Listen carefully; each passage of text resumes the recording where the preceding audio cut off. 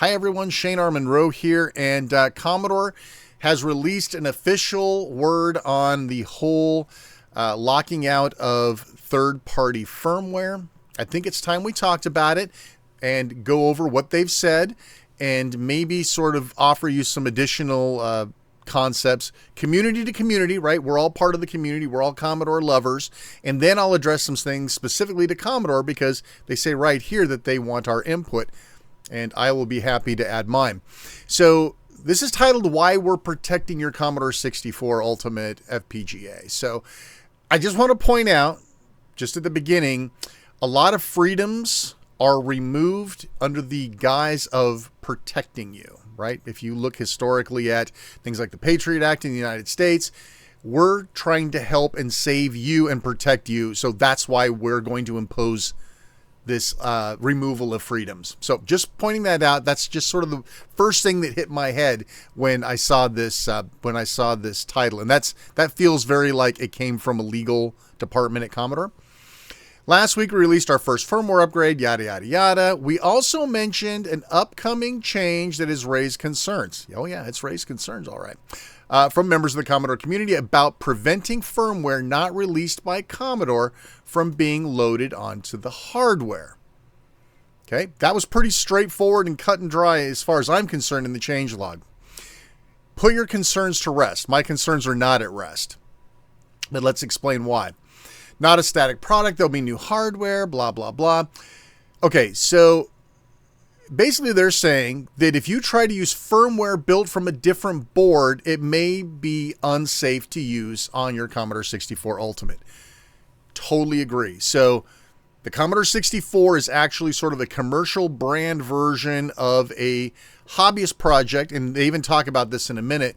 And so the firmwares are growing apart in terms of more the hobbyist version versus the commercial version. And so what they're basically saying is firmware built for one, probably not safe for the other one.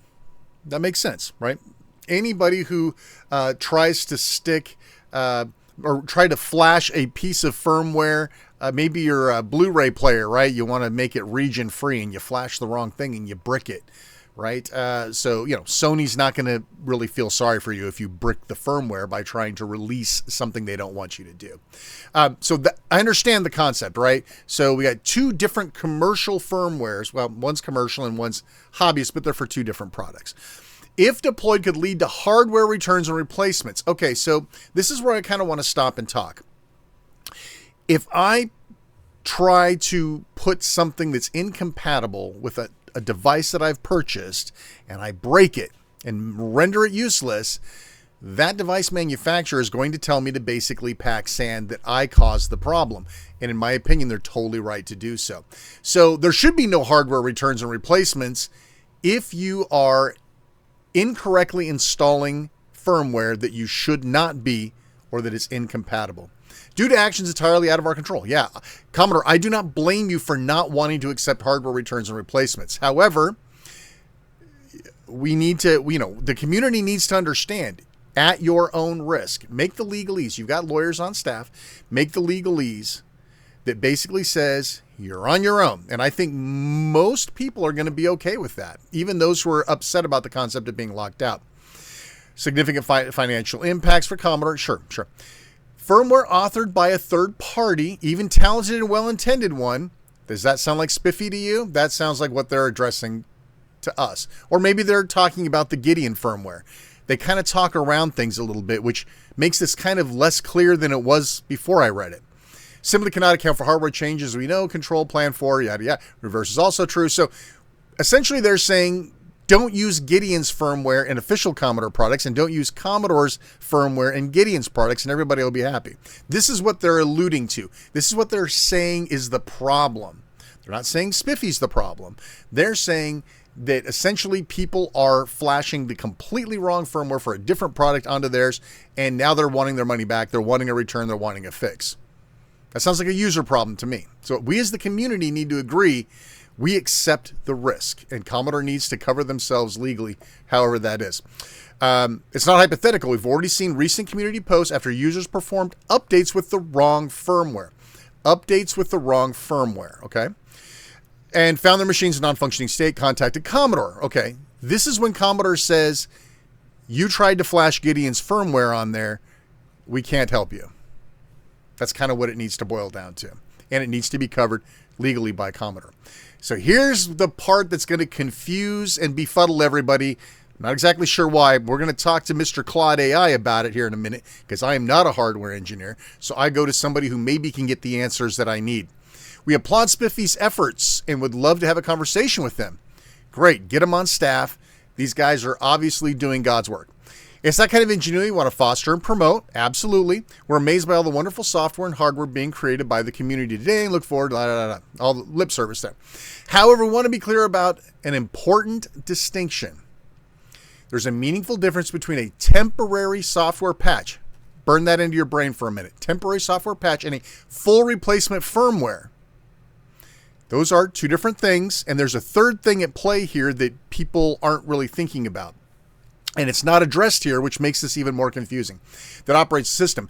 Patches like Spiffy are not permanent changes to the firmware.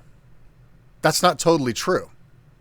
Spiffy has two different patches, and let's go take a look at that right now so you guys don't think I'm crazy. This is the ultimate Spiffy patch. It says right here that this patch adds new features, hotkeys, etc. It also patches a few issues with the original firmware. There is a soft patch.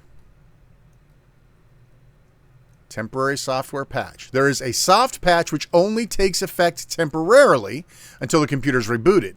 But there is a flash patch which applies the changes permanently. Look carefully at Commodore's legalese here.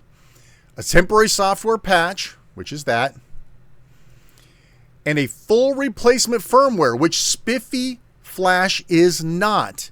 It takes the official full firmware and makes changes to it. Patches like Spiffy are not permanent changes. Not true. Not true at all. Changes permanently. The text is right here, people. The Flash patch is a permanent change, which Commodore is telling you right now is not going to be what they want to allow on their system.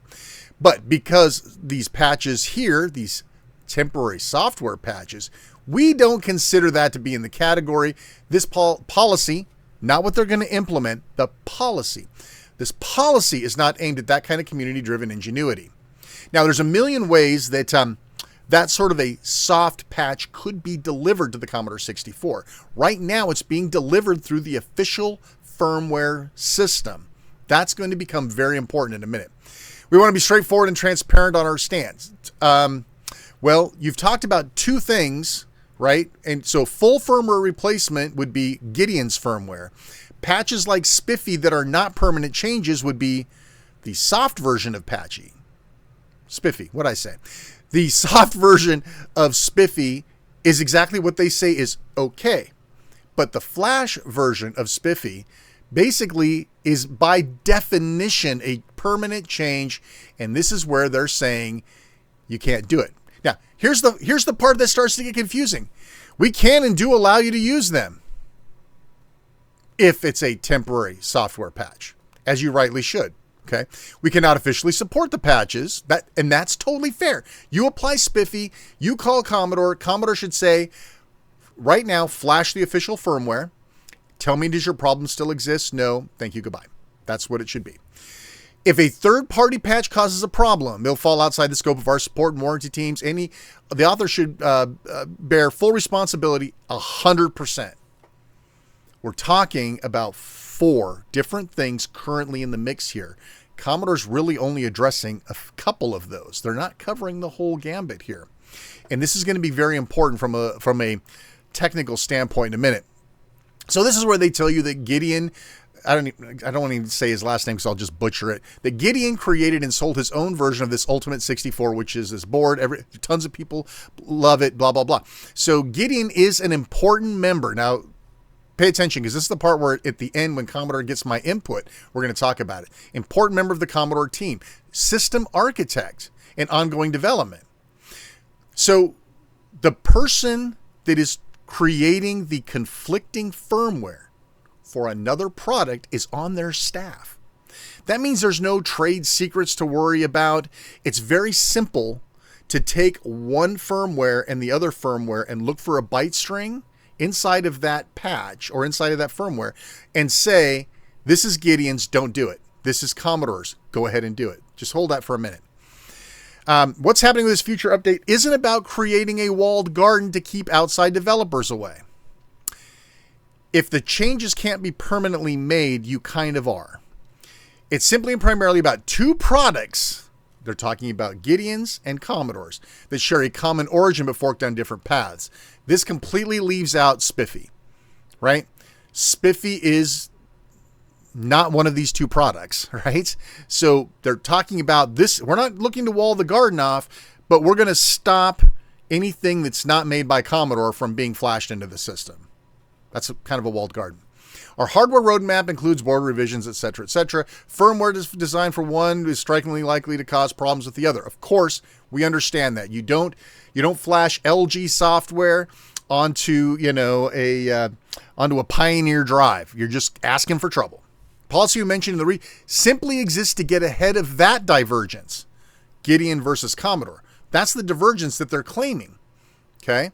So, but we still have this thing up in the air about Spiffy. They say that Spiffy's temporary. It's not. There's two versions, one that is and one that isn't. Are they going to let the one that isn't continue to work?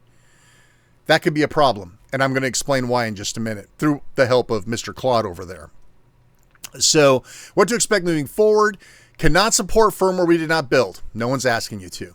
We've already received support requests from users who loaded third-party firmware onto their Commodore 64 Ultimate. Thank you for calling. There's nothing we can do for you unless you can flash back the original official firmware. And if you can't, you should not have gone rogue, right? I mean, there's a bunch of different ways we can handle this, and I'm going to talk about that in a minute. Problem our team had no hands in creating, of course. Of course, it's not sustained, not fair to the users who came to us expecting help. Of course. The mechanism we're implementing will prevent non-Commodore FPGA level firmware builds from being installed in the Ultimate. Non-Commodore. So that's Gideon, but that's also Spiffy. What does FPGA level firmware build mean? Because the soft patch is only a temporary impact. So that obviously does not change anything inside the FPGA. There's also a flash patch, which applies the changes permanently. The only way to get rid of it is running the original firmware updater to revert the changes. Does that sound like firmware tinkering to you? It does to me too. And I bet Commodore would think it was tinkering too. We're still considering alternative approaches, thank God, and evaluating which path best balances user freedom with user protection. And you welcome our input, and you're going to get it at the end of the video. This might feel restrictive. Now listen, if Spiffy was off the hook and they're fine with Spiffy, then they wouldn't be apologizing. Just saying.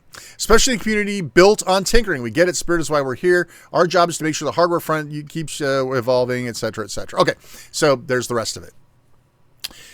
So now you start to understand why I'm skeptical about what has to happen here. Now, let's talk about they do not condemn Spiffy because they say that it's temporary, but that's only one version of it. And so they want to stop Gideon software firmware from being installed on Commodore and Commodore from not being installed on Gideon.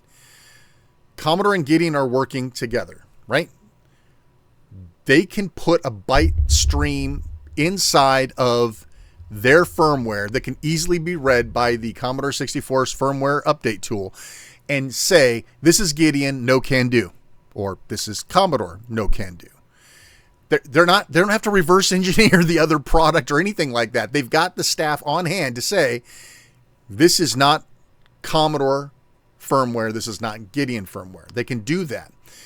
The question is, what are they going to do if it's neither? So if it's neither, the default on protecting your FPGA is to deny it. So let's take a look at what I went over to Claude. I am not an engineer. I do not understand embedded firmware systems or any of that stuff. That's why I had to go to my buddy Claude here. So I'm going to post two files. One is the official Commodore firmware updater, and the other one is an enhancement updater that patches in some quality of life. Do both of these files essentially do the same thing, only at a different scale? If the official firmware keys were locked down, would it take the other patcher tool down with it? I uploaded the official 1.1 and Spiffy soft patch. Soft patch, right? The thing that Commodore said is A-OK. To them, it's not in the same league. So, okay. So same container, UE2, different payloads. Both files use the identical UE2 file format, same magic number, same boot structure. Stuff goes over my head. These are two packages built from the same tool chain and intended to be loaded by the same mechanism. It's the same door they both have to pass through. Okay? So when you close and lock the door, it stops them both. But the official firmware is a full flash. The Spiffy patch is RAM-only mod. RAM-only means you shut it off and you turn it back on and everything's good. The official one is 4.5 and contains 3 major components, yada, yada, yada. The Spiffy soft patch is 1.2 and contains no FPGA bitstream at all.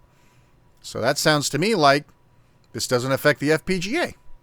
That Commodore says that's okay, but if this is a UE2 file and it's being brought into the Commodore through the firmware flashing system, any restriction you put on the firmware flashing system will likely impact this. Modified version of the RISC-V core software only. About 29% of its 64 bytecode chunks match the official firmware verbatim. The rest is modified or new code, and the installer string says it all. Patch applied in RAM only. Power cycle restores it. It likely pokes modified code into running memory and doesn't touch flash. This means, by the way, that if this is okay, there's a million different ways we could deliver this into the system, right? It doesn't have to be through the official firmware patching system. So if that door gets locked, there's probably a way to do this type of mod differently. Spiffy also hard checks the installed firmware version, which they should. Aborts if it sees a mismatch. Yes.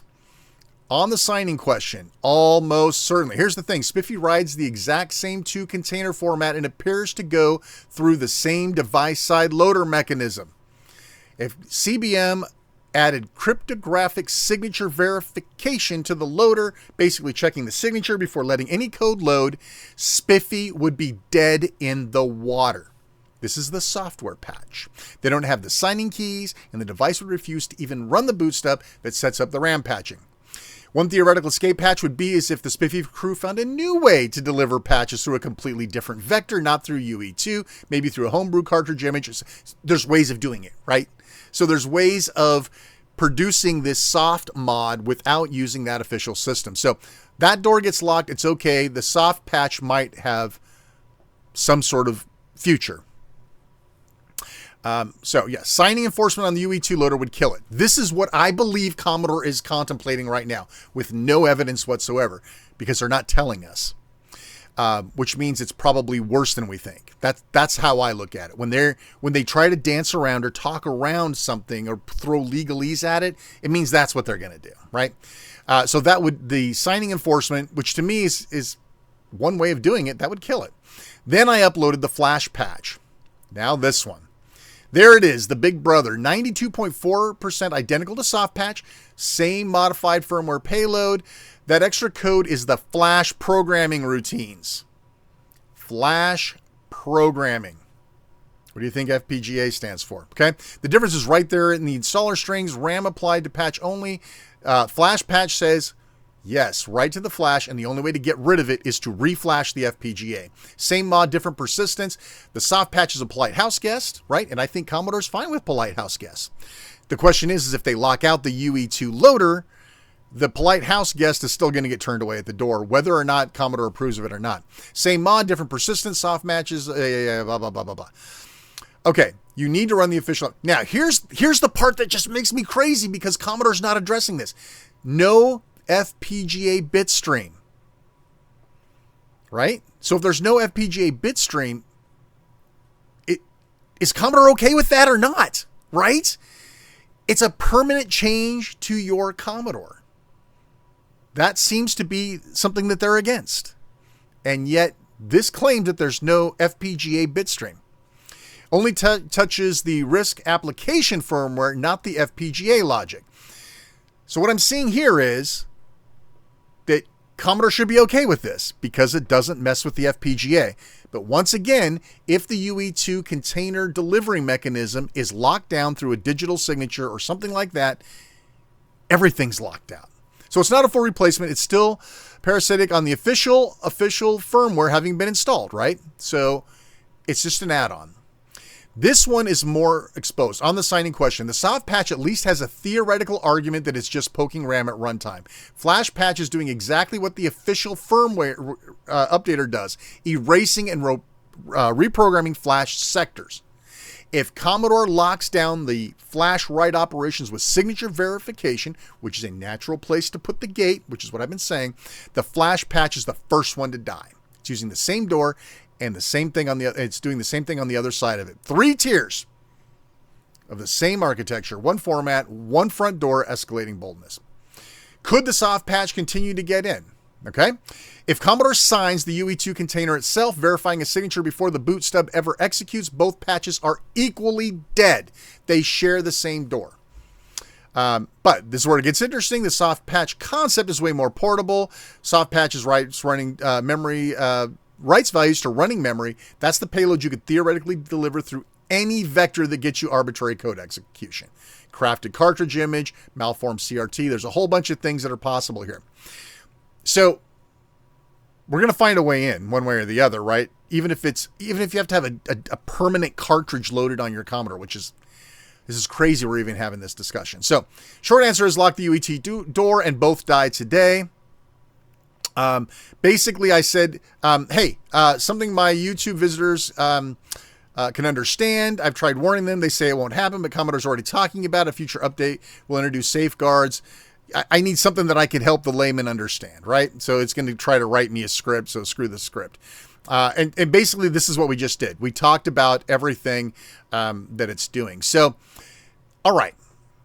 Now we talk about how Commodore protects themselves. We want Commodore to be around a long time, right? We want Commodore to flourish. We want Commodore to make money. We want Commodore to be everything that we want it to be. So let's talk about your input, right? What's my input? How do we stop this? If the real answer really is Commodore versus Gideon, it's an easy fix. Gideon is part of their staff. They can control what those firmware files look like.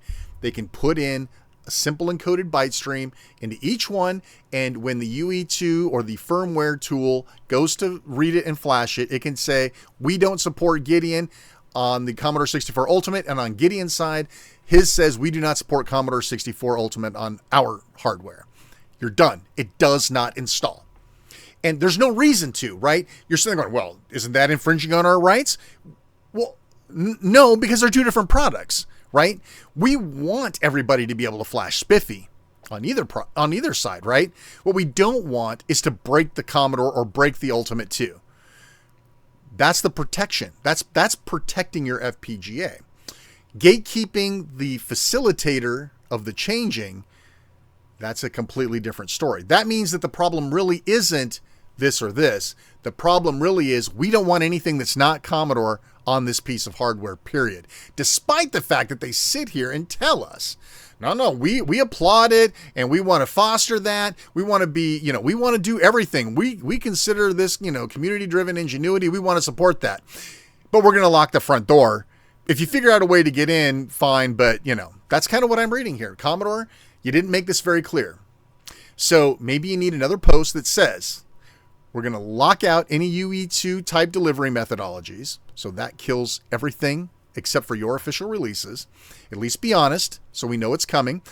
And just like every other console system out there, we're going to have to lock ourselves down to a firmware if we want to have the control we want. You don't want to be that Commodore, okay? You don't want to be the Gestapo Commodore. You don't want to be the ones that took away the keys to the kingdom. You don't need to, because there's other ways to do it. And let me give you another methodology that's already industry standard and approved. You put the onus on the user through some methodology. I'll take Android, for example. If you go into your Android settings and you go to the right menu and you tap a certain item like 10 times, you suddenly unlock developer mode. That developer mode lets you do things that Samsung doesn't approve of, that Google doesn't approve of, but because Android is okay with you doing it, if you make that attempt, it will let you do the things that you want to do. It also basically means that you're responsible. You're a developer now. You should know what will and will not break your machine. I realize that that is one of those things where you're going to go to a Reddit post. They're going to tell you exactly how to unlock your Commodore 64, and then you're going to try to flash Gideon's Ultimate 2 software on there anyway, because some 30-month-old Reddit post said, you just flash the Gideon stuff on there. It's so much better, right? That's going to happen. You need to protect yourself legally, right? That's what lawyers are for. So when you click that item on the Commodore 64 menu 10 times and it says, we are going to unlock, you are responsible. Do not contact us for support until you put the system back into its OEM state. There's legalese for this. Lawyers love this stuff. There's a block of text that you're going to make them read and say, I agree. At that point, you're no longer liable. And when they call you on the phone, you're going to say, did you try to flash Gideon software on there? Did you try to flash other firmware other than ours? And they're going to say, yeah. Or maybe they say no, right? I mean, that's going to happen. My point is, you want to be as flexible as possible while still protecting the organization. This is how other companies are doing it. They put the onus on the user. That's all we're asking for. I will accept that if I run Spiffy and it's a bad Spiffy, a bad actor Spiffy, and I blow up my Commodore 64, it's my problem. I'm willing to take that risk. The community at large is willing to take that and accept that onus. I'm not going to call Commodore if I run Spiffy and I don't put it back to its original state first. If you don't know to do that, you shouldn't be playing with these third-party firmwares or enhancements anyway. That's our job as the community, to educate people on what you should and should not be doing based on your technical skill level. Let us absorb that burden, right? I've already got videos. I've talked about this stuff. There's tons of people that are making this content, right? We need to be responsible as a community to help our brothers and sisters on the Commodore 64 make the right call. There are certain things that I would tell a novice user that doesn't understand anything. I would not tell them to install Spiffy. I'd say, listen, if you're not comfortable reflashing, and I think I did, I think in my Spiffy video, I actually said that. If you're not comfortable flashing back the original firmware, you shouldn't be doing this. In fact, make sure you have a copy right now of the original firmware, so if something goes wrong, you can roll it back. That's all I'm saying. So that's my input. Don't lock out the UET delivery system. We're already using it for other stuff. It works very well. Spiffy's using it, right? If the real problem is Commodore versus Gideon, easy fix. I told you how to do that one. If it's a matter of the legalese block, whether they're trying to install Gideon, don't let them, right? If you know Gideon's bad, don't let them install it. Gideon, if you know Commodore's is not going to work with your stuff, lock them out. There's no reason to give them any freedoms where you know the possibility of destroying the machine is there. But in the case of unknown, which would be Spiffy, the flash version of Spiffy, in the case of unknown, give them the legalese, tell them you're going to let them install it, but it's at your own risk. Don't call us, put back the original firmware. If you still have a problem, come back and talk to us. Otherwise, you're on your own. And I think that's the way to do it. And I hope that you will consider. It sounds like it's not. I think it's the bullet's already in the chamber right now, to be honest with you, from what I'm reading here. I appreciate that you're asking for our input, and I'm hoping that you consider doing some sort of a gated user responsibility check. Don't close and lock the door. Just close the door, put a sign on it. Let us worry about if we're coming in or not. I think that'd be the best way to do it. Listen, thanks so much for sticking with me through this whole thing. I'm very passionate about it. If you haven't figured that out, I want Commodore to be the greatest thing ever. I don't want it to have a stigma of being like other console manufacturers or other hardware manufacturers. I want these guys to succeed, and not pissing off your community so early on in the life cycle is probably a good way to do that. So thanks everybody so much for watching. If you enjoy my channel, like, subscribe, hit the bell, hype, do all that YouTube stuff. In the meantime, remember, we have a voice. We are a community. We can help direct Commodore on what we want and don't want to see. Please be respectful. Please be nice about it, but make your voice heard. We don't want to be locked out. So thanks so much for watching. I'm Shane R. Monroe. Take care, and we'll see you next time.